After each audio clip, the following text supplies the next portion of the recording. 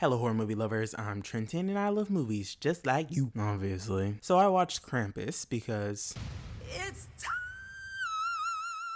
My expectations were high. I did watch the movie in theaters with my mom in 2015 and I remember both of us actually really enjoying it. But did the movie meet my expectations? Yeah. I mean, this movie is like a perfect family-friendly Christmas horror movie that isn't too family-friendly to the point where horror fans wouldn't be satisfied. Like, I love this movie.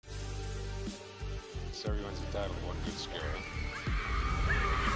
When his dysfunctional family clashes over the holidays, young Max gets disillusioned and turns his back on Christmas. Meanwhile, this lack of festive spirit unleashes the wrath of Krampus, a demonic force of ancient evil intent on punishing non-believers. All hell breaks loose as beloved holiday icons take on a monstrous life of their own, laying siege to the fractured family's home and forcing them to fight for one another if they hope to survive. The first third of this video will be spoiler-free, then the last 2/3 will contain spoilers. Don't worry, I will give you a warning before we enter spoiler territory. There is so many characters in this movie, 13 from what I'm remembering, and there is no way I'm going to go through each one of them individually because, I mean, that's a lot. So I'm going to group pretty much all of them up, but talk about our main character briefly by himself. Max, our main character, was so sweet. He was the only one out of his large family besides his grandma that actually had genuine Christmas spirit. I liked his character. He's so sweet and innocent, and it actually was kind of heartbreaking seeing him surrounded by people that didn't really have the same energy as he did when it came to Christmas. The rest of the family were all so funny. Not necessarily likable besides a few exceptions, but for the most part, majority are unlikable and annoying. But oddly enough, I didn't hate their characters besides Stevie and Jordan. They were bullies and annoying as shit, but the family as a whole, I didn't mind even though they were pretty unlikable for the most part. The story is fun. A family being terrorized by Krampus and his little helpers on Christmas due to them not having the Christmas spirit. I love this story. It's so fun. I don't even know what else to say regarding the story. It's just a fun time. The writing is pretty good and fun as well. This is classified as a horror comedy, and I found the comedic moments to land majority of the time and the horror moments to actually be quite suspenseful. The movie definitely blends both aspects together really well in my opinion. Top tier horror comedy. Though I'm not the biggest fan of the ending, there's a certain aspect that I do actually really like, but there's another aspect that I really don't. I'll specify in the spoiler section. The cinematography is great. Is it anything special? No. Obviously, with exterior scenes when the characters are out in the snow, the movie is cold, cool tones obviously, and with interior scenes it's very warm and cozy. I love it. I also love the lighting as well. The effects are pretty good. It has both practical and VFX, and every time either one of them are used, it looks good, especially the practical effects. The moments where VFX are used look good for the most part, but there are some moments where it is noticeable. This is definitely the type of story that would need both, especially since the movie is, you know, fantastical. The tone is actually pretty dark. When I first watched the movie, I was not expecting it. Fully caught me off guard, mainly in the third act when shit really starts going down. The movie is PG-13, so it's not as dark as it could have been if it was rated R, especially on a rewatch. But tonally, the movie is over the top and wacky, but for a PG-13 horror comedy, I did find it to be pretty dark, especially when you watch the movie for the first time. The pacing is actually pretty good. There's always something going on, whether it's a comedic element or a horror element. The movie's around an hour 35 minutes, and I honestly never feel the runtime. The life lesson that I learned after watching Krampus was that Krampus is more powerful than Santa, and Santa is a useless piece of shit.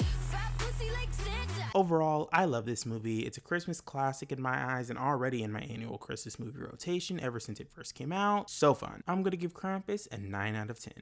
We are now entering spoiler territory. If you haven't seen Krampus, watch it, then come back to the video, or if you simply don't care about spoilers, keep on watching. In this portion of the video, I break down the movie, go more in depth with my likes and dislikes, as well as my favorite scene, favorite kill, and least favorite kill. Again, we are now entering spoiler territory. 3 days before Christmas, the Engel family, parents Tom and Sarah, their daughter Beth, their son Max, and Tom's German-speaking mother, whom the family call Omi, prepare for the holidays. Max, despite his family's dysfunctionality, remains a firm believer in Santa Claus and writes him a letter. Sarah's side of the family come for Christmas, including her sister Linda, Linda's husband Howard, their children Howie Jr., Stevie, Jordan, and baby Chrissy, their bulldog Rosie, and Sarah and Linda's cantankerous Aunt Dorothy. Max wants to maintain family traditions, but tensions among his relatives sap their Christmas spirit. When his cousins mockingly read out his letter to Santa, Max lashes out, yelling that he hates both his family and Christmas. His father attempts to comfort him by telling him that even though the holidays are chaotic, he should always love his family and gives back his letter to Santa. In a fit of anger, Max tears up the letter and tosses it out the window, whereupon it's swept up into the sky. Later that night, a severe blizzard engulfs the town, causing a power outage. When Beth ventures out to check on her boyfriend, a large horned creature chases her. She hides beneath the delivery truck, but the creature leaves a jack-in-a-box, which attacks her. Max's whole family is quite annoying, especially Stevie and Jordan. They're such assholes, it's not even funny. Max needed to beat them hoes up. There's absolutely no reason for them to be so mean to him. Also, the fact that Tom and Sarah let Beth, their teenage daughter, walk alone to her boyfriend's house during a damn blizzard. They didn't think to, maybe walk with her to make sure she makes it there, since there's, a power outage and a blizzard outside. I doubt the outcome would have been any different, but it's the thought that counts. When Beth doesn't return home, Tom and Howard leave to search for her. They find her boyfriend's house in ruins with the chimney split open and large goat-like hoof prints. Outside, Tom narrowly saves Howard from an unseen monster in the snow. They return home, board up the windows, and Howard stands guard while everyone sleeps. As Howard eventually falls asleep, a large hook with the living gingerbread man attached lures Howie Jr. to the chimney, where he takes a bite. He is dragged up the chimney despite the family's efforts to save him. Omi explains that the creature hunting them is Krampus, an ancient demon who punishes those who have lost the Christmas spirit. Omi recounts that when she was a child, her parents and community lost their spirit due to the hardships of the war in Europe. Omi also lost hope and wished for her parents to be taken away, summoning Krampus. He and his helpers dragged everyone except her to hell, leaving behind a bell-shaped bauble with his name on it. The family remained skeptical until menacing toys, hidden in presents delivered earlier, overrun the house. Jordan is devoured by the jack-in-a-box dare clown. The family fends off the toys and gingerbread men, until Krampus's elves leap in through the window, taking Howard, Dorothy, and Chrissy. Tom decides that the family should flee to an abandoned snowplow on the streets outside. Omi stays behind to distract Krampus, who emerges from the fireplace and attacks her with his bag of toys. Outside, Tom, Sarah, and Linda are dragged under the snow by the snow monster while Stevie is captured by the elves. The way all the adults got picked off one by one after the other, is insane. No breathing room whatsoever. Boom, Howard, boom, Dorothy, boom, Chrissy, boom, Omi, boom, Tom, boom, Linda, boom, Sarah. Like, damn, calm down, give me a breather.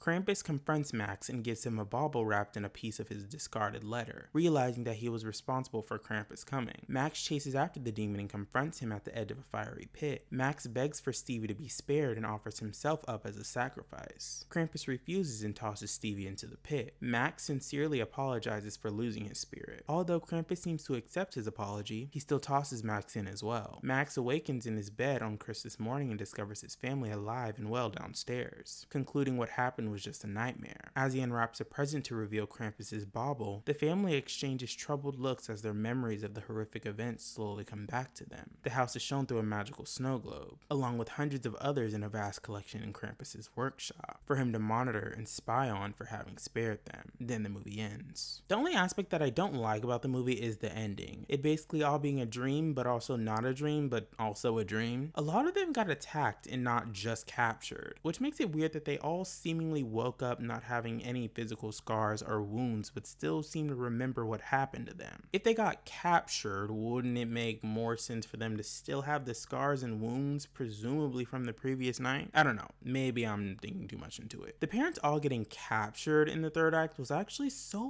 sad. On my first watch, I was literally on the verge of tears. The adults getting captured one after the other. Like, where the hell did this sad shit come from? Where's the fun Christmas festivities? But seriously, on first watch, when you assume that everybody is dying, it's just sad. I can't.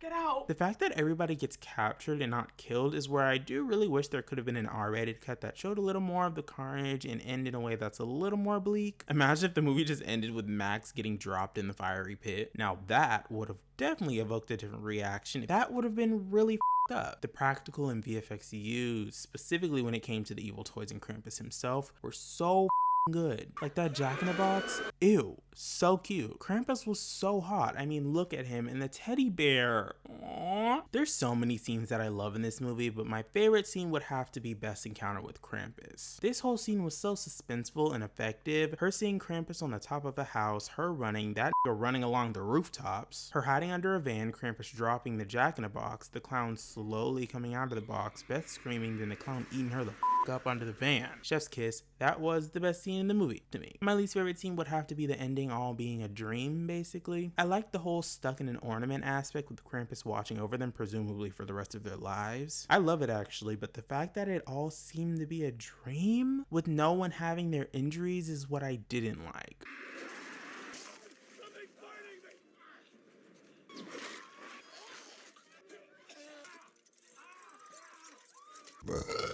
There actually aren't any kills in the movie, instead they're considered as captures. So my favorite capture would have to be Best Encounter with Krampus as well. The entire scene was great, but the capture itself was a little confusing because it sure did sound like Beth was getting ate the up by the Jack-in-the-Box, but the lead up to her capture was definitely the best one in the movie. My least favorite capture would have to be the parents that all got pulled into the snow. It was sad as all hell, but compared to the other captures not involving snow, these weren't anything special. If you did enjoy this video, make sure to like and subscribe for more videos from me, and make sure to hit that notification bell so you'll be notified whenever I post a new video. Alright, horror movie lovers, I'll see y'all in the next one. Peace out.